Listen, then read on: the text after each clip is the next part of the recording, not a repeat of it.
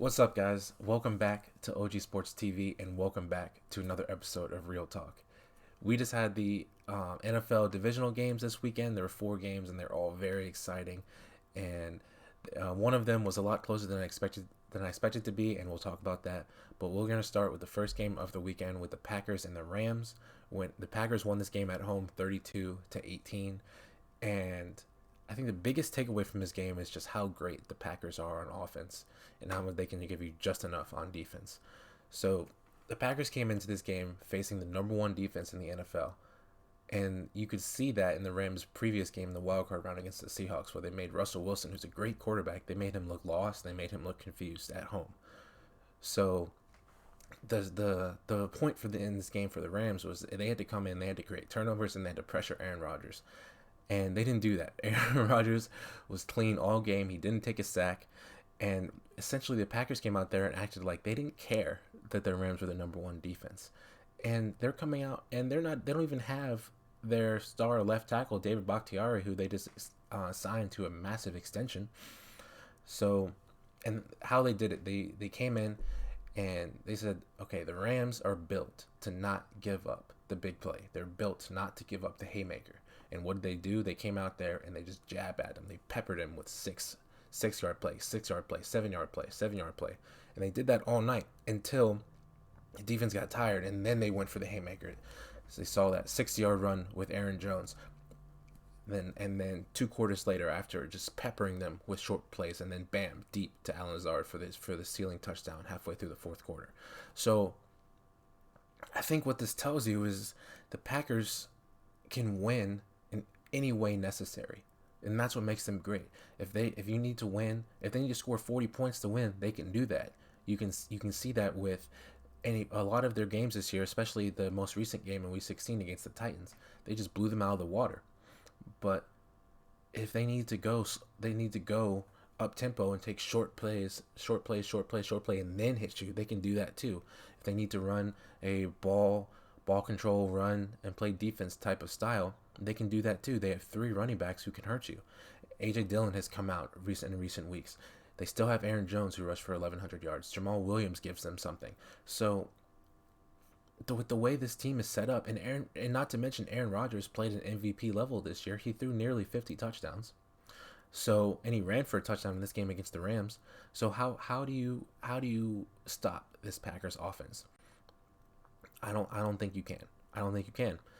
And a basketball saying I think translates to the NFL is good offense beats good defense. And you saw that today against the Rams.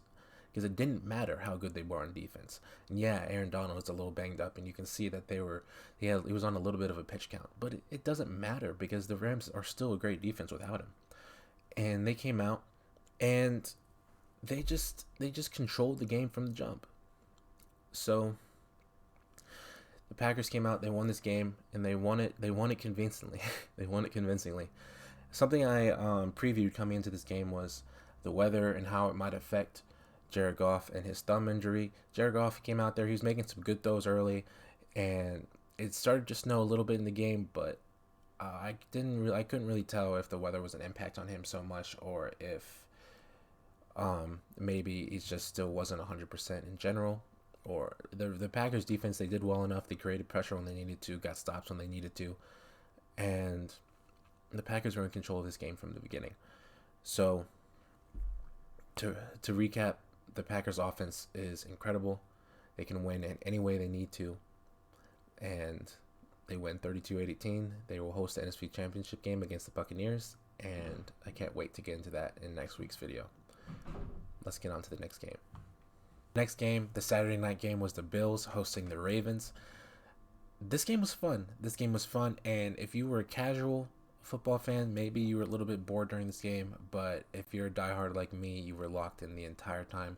The Bills win a defensive game 17-3, and the story of this game was defense. Both defenses on either side played very well, but I think this game just proves a point I made in the last video, is that the Bills have that magic. Everything went their way in this game.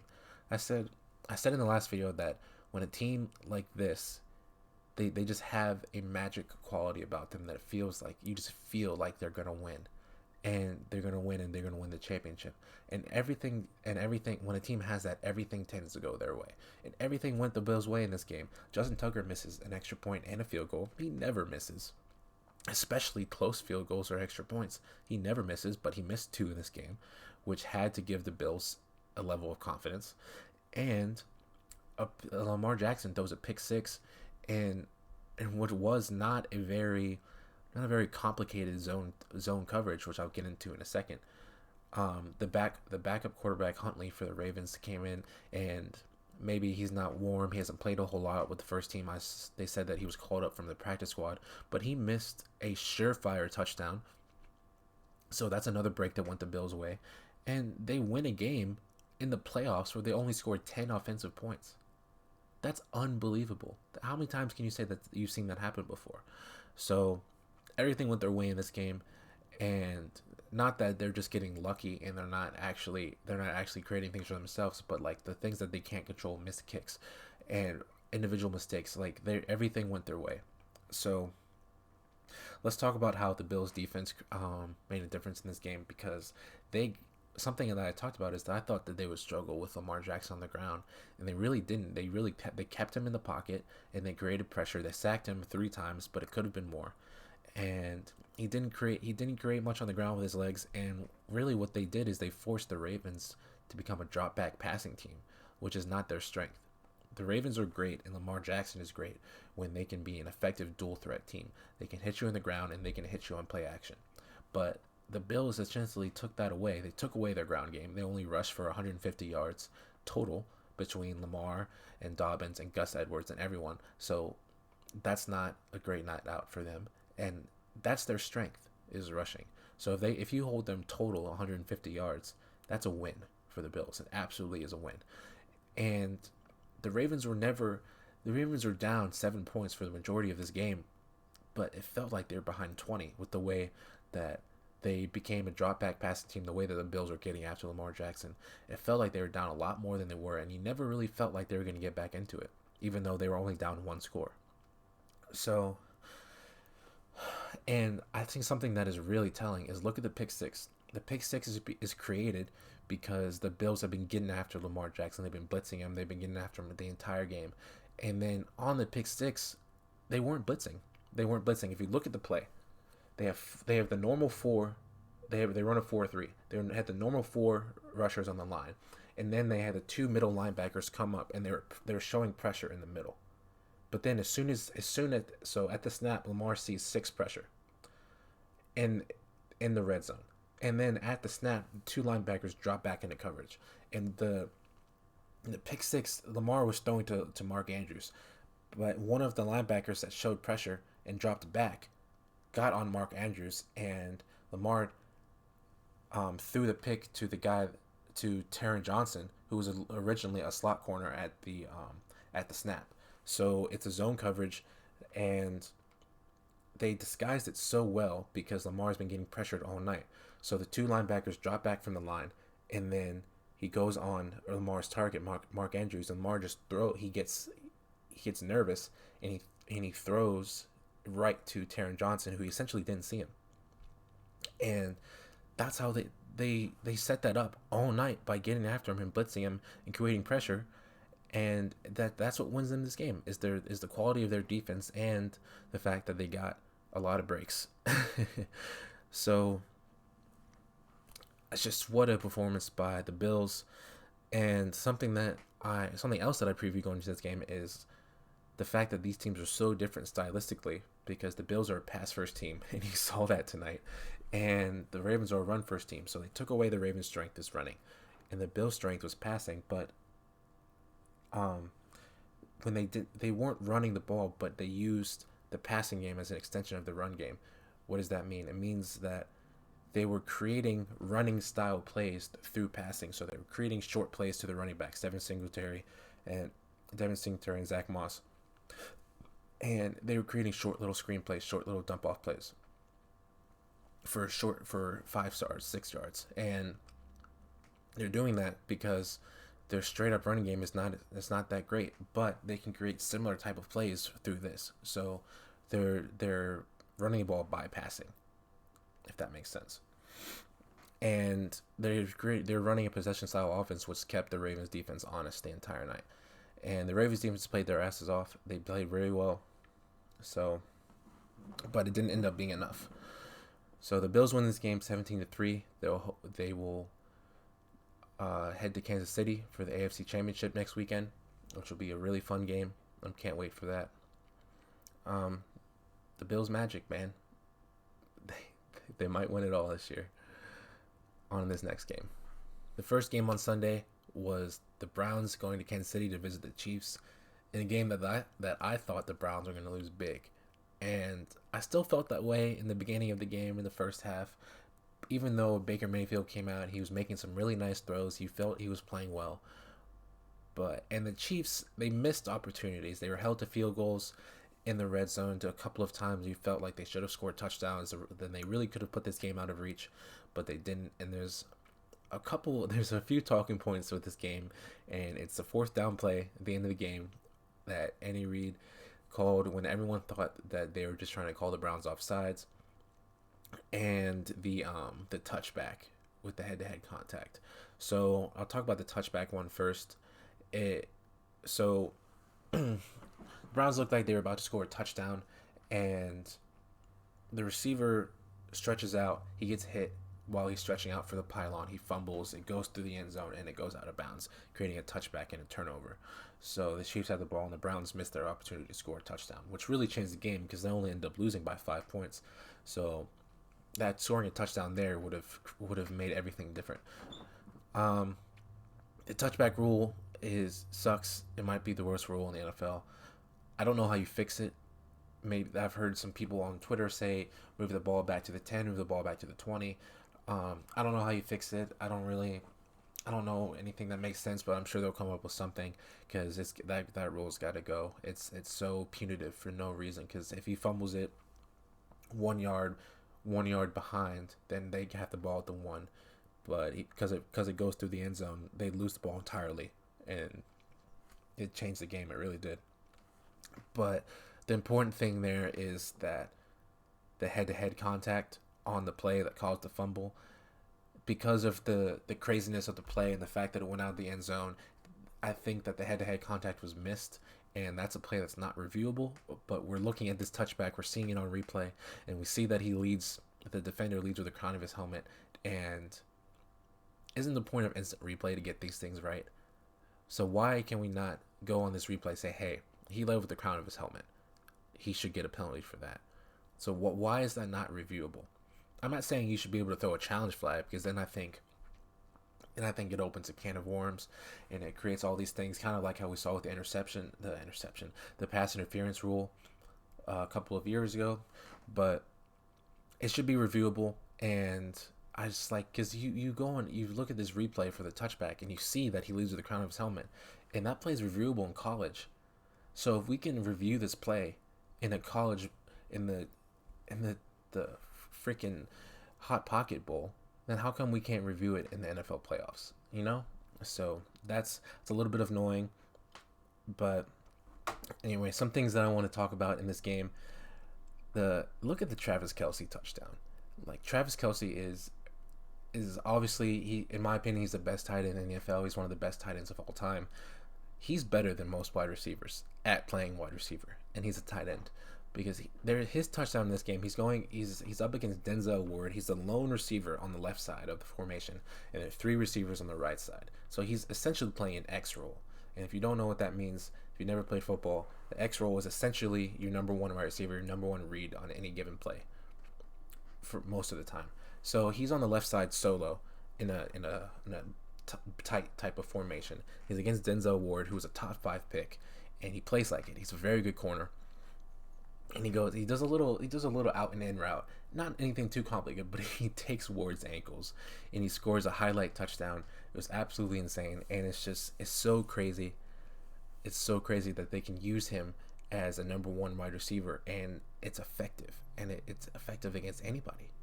So that was wild. And the big thing at the end of the game was the play call on 4th and inches when they had to play with Chad Henne because Mahomes went out with a concussion Prayers up to Mahomes. I hope he's healthy next week to play against the Bills. But you think, man, they're not gonna run a fourth. They're not gonna run a fourth and inches with Chad Henne. Like they're just trying to get the Browns offside. They're if they don't get it, they're gonna punt. And even Tony Romo said on the broadcast when they lined up for the play, you could see that their body language, they looked like they didn't look like there was a sense of urgency. They looked relaxed, like they weren't really worried about it. And you thought that they were just gonna go up there and they were trying to call the Browns offsides. And then they run a little out route with Tyreek Hill, and they get the first down. And for that play call, Andy Reid is the coldest dude in the NFL. He absolutely is, because they got the ball back from the Browns, and they just absolutely they took their soul, they killed the clock, and I always thought that Baker was going to get one more chance at it with like a minute left or something like that. But Andy Reid said, "Nah, I'm good. You're not going to get the ball back," which is absolutely wild to me. Andy Reid is the coldest dude in the NFL for that. And I had a little bit of an issue with the Browns play calling on their last drive before that. I think that they were okay with that because they thought they were going to get the ball back one more time. I think they underestimated Andy Reid and Chad Henne just a little bit. Chad Henne's not amazing, but he did enough. Because on their last drive, on second and third down, they had 2 incomplete pass plays to running backs, and I was like, that's the best you can come up with down 5 in the fourth quarter in the divisional round of the playoffs. Like, I understand you think that you're going to get the ball one more time, but that's the best that you can come up with. It was a little disappointing. But anyway, the Chiefs win this game 22-17 in what was a very exciting game. I hope that Mahomes is healthy next week to play the Bills, but that's something that we can get into in the championship round preview later this week. On to the next one. The last game of the weekend was the Buccaneers and the Saints on Sunday Night Football. The Buccaneers win this game on the road in New Orleans 30-20. They were the only road team to win this weekend. And this was a fun game. I picked against the Bucs for the second week in a row, and they proved me wrong second week in a row. And I think the difference was in this game their defense. And if you remember the preview I did for the Bucs and Washington, I said that the Bucs won a game in the regular season against the Packers by dominating on the ground and playing great defense, creating turnovers. That's how they won this game. That's exactly how they won this game, because Tom Brady was 18 of 33 for 199 yards and 2 touchdowns. And he didn't throw an interception. He didn't fumble. And I think this is their formula for beating good teams. They play good defense, they create turnovers, and they have a great ground game. Leonard Fournette and Aaron Jones had 169 yards from scrimmage today between the two of them. And the Bucs defense created 4 takeaways, including 3 in the second half. They were all impactful. So I think this is how they win, and this is how they're going to have to win next week in Green Bay. But that's a topic for the video later in the week. So let's talk about it. The 3 second half takeaways directly led to game altering moments. So the fumble by Jared Cook led to the tying touchdown. The interception led to a touchdown to go up by 10 points. And then the final interception was to seal the game. So these are not just any turnovers. These are impactful turnovers. These are game-changing turnovers. And these turnovers won them the game. And even though Drew Brees, he didn't play well, he didn't play well, but without these turnovers, they could still win this game. But the 3 interceptions were too much, and they didn't create enough on offense. And where is Michael Thomas? Someone find him in the witness protection program. He had 4 targets and no catches. What is that? What is that if you're Sean Payton and Drew Brees? What is that? In the biggest game of the year so far, where is your best wide receiver? No catches? Where is he? In the playoffs, you need your best players to make big-time plays. You need to target him more, and he needs to create plays if you're going to win this game, because the Bucs defense is no slouch, but you need your best players. He was not involved. It's not like he had a bad game. He just wasn't in the game. Where is he? No catches for your best wide receiver in the second round of the playoffs? That's inexcusable. It's inexcusable. So the Saints don't deserve this win this game. And it's really sad to see Drew Brees go out this way. It really is, because what a legend. Shout out to Drew Brees for an incredible career. Hall of Famer without a doubt, first ballot probably. And it's a shame that they only won one Super Bowl in the Drew Brees and Sean Payton era, because it was incredible to watch. He really, from a lot of the time in New Orleans, he really carried some bad teams, bad defenses, and the last few years, we really thought they were going to get one. They were a Super Bowl pick almost every year. They were one of the favorites to make it there, and they never quite got it done, which is unfortunate for them. But this game, they didn't deserve to win this game. They played badly, and it's hard to beat it. It's hard to beat a team 3 times, as I said in the last video. So yeah, so the Saints didn't deserve this win this game. The Bucs came out and they did what they had to do. They created turnovers. They played smart on offense. They didn't make any mistakes. They didn't take any bad risks. So the Bucs win this game 30-20, and they're going off to Green Bay in the NFC Championship. That'll be fun. All right, guys, that's it for this video. Thank you so much for watching. If you liked, leave a like. Do you agree? Do you disagree? Let me know down below. Subscribe if you're new. Until next time, be kind to someone today. That's real talk.